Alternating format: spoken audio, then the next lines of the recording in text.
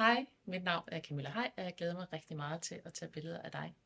Jeg har lavet den her side til dig, fordi at jeg oplever, at der er rigtig mange, som enten er nervøse eller føler virkelig, at de er ude af comfortzonen og skal stå foran kamera, eller at de har en masse spørgsmål. Så jeg har lavet nogle fif til dig. Det er min oplevelse, at der er rigtig mange, der bruger de her billeder i 10, 15, endda 20 år. Så derfor er det virkelig vigtigt, at det afspejler dig som person, men også at du kan slappe af. Vores ansigt er vores maske og vores kommunikation til verden. Selvom jeg kun kan se dig herfra og op efter, så kan jeg faktisk se, om du står godt plantet med fødderne på jorden, hvordan din vejrtrækning er.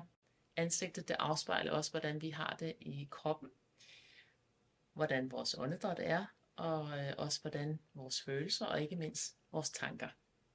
Der findes to forskellige opmærksomhed. Der er den spontane opmærksomhed og den fokuserede opmærksomhed. I dag der lever vi ca. 80% i den fokuserede opmærksomhed og 20% i den spontane opmærksomhed. Og det burde faktisk være modsat. Før i tiden i vores urtid, så levede vi faktisk 80% i den spontane opmærksomhed. Altså at vi meget intuitivt brugte vores sanser, blæser det op, skraber fugle eller hører vi et brag.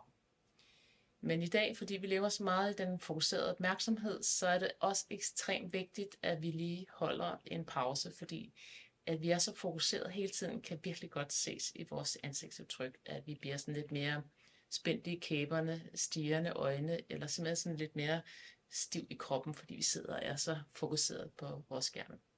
Jeg håber, at du vil gå på opdagelse her på siden og se til, hvis du har nogle spørgsmål.